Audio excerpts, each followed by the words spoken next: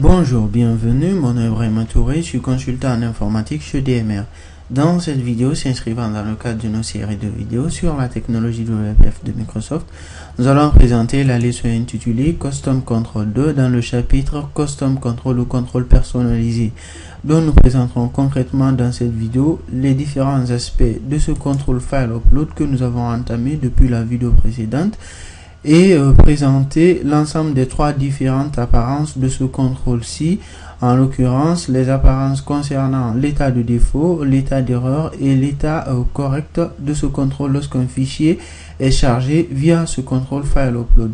Alors pour réaliser cela, nous venons dans la partie générique, partie dans laquelle nous avions commencé la réalisation du template de ce contrôle-ci. Et si nous nous souvenons bien, nous avions réalisé dans un premier temps une première grille dans lequel nous avions placé un border et puis un rectangle et puis finalement un bouton. Donc à ce niveau, nous avons notre première grille qui se trouve ici et l'on se rappelle aussi qu'on avait donné un certain nom à nos différents contrôles placés au sein de cette grille qui sont par exemple pour le rectangle le nom de état erreur, et puis pour ce text box le nom de texte parcourir erreur, et pour le bouton le nom de bouton parcourir erreur. Alors ici nous avons terminé l'ensemble des noms par erreur, c'est parce que tout simplement nous souhaitons à ce que cet état en fait à partir de cette grille ici représente l'état à l'aspect erreur de notre bouton. Ok, pour la suite les différentes grilles que nous allons placer dans cette grille principale qui vont représenter les états par défaut et les états control file upload.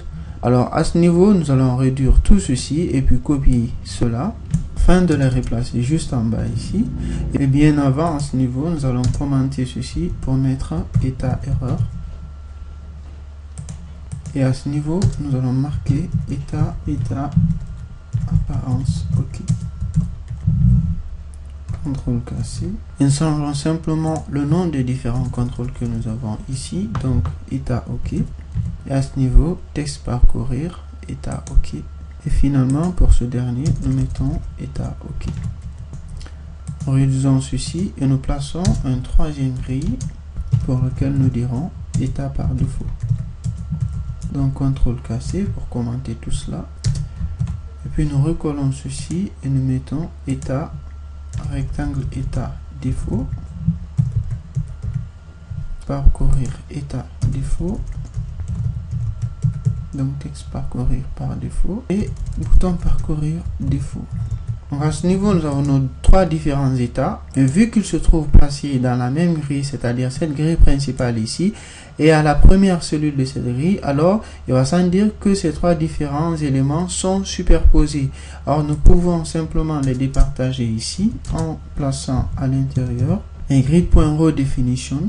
Et à l'intérieur de ceci, nous allons placer trois lignes. Donc une première ligne et puis une deuxième ligne et finalement une troisième ligne. Pour notre première grille, nous allons la placer à la ligne 1 et notre seconde grille, nous allons la placer à la ligne 2. Nous allons changer un peu les apparences de ceci de façon temporaire. Donc pour notre premier rectangle, nous allons lui donner un certain fil par exemple nous sommes dans l'état OK, donc de green, donc c'est-à-dire vert.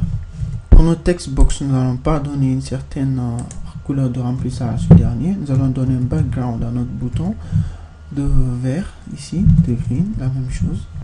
Et nous réduisons ceci à ce niveau.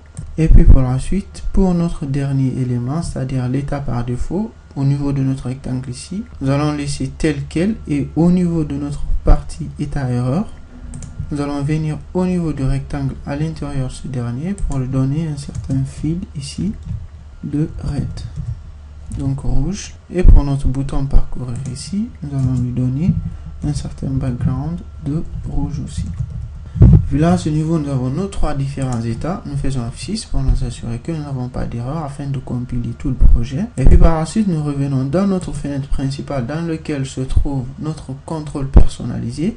Et nous voyons nos trois différents états qui sont là. Nous pouvons enlever la hauteur qui se trouve appliquée sur notre contrôle ici à ce niveau. Et nous voyons nos trois différents états pour notre contrôle. C'est-à-dire, nous avons l'état par défaut, nous avons l'état à l'aspect OK et l'état à l'aspect erreur. Donc, nous pouvons lancer ceci. Et donc, voir ici en mode runtime les différents états de notre contrôle personnalisé. Donc, ce que nous souhaitons pour la suite est de nous baser sur ces trois différents états que nous allons fusionner tous et n'afficher qu'un seul état à la fois.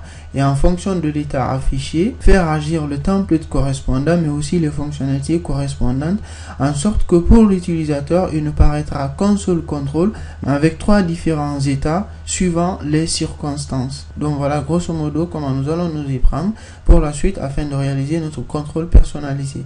Merci d'avoir suivi cette vidéo. Je vous donne assez rapidement rendez-vous dans d'autres vidéos toujours portant sur la technologie WPF de Microsoft. Merci encore une fois de plus. Au revoir et à bientôt.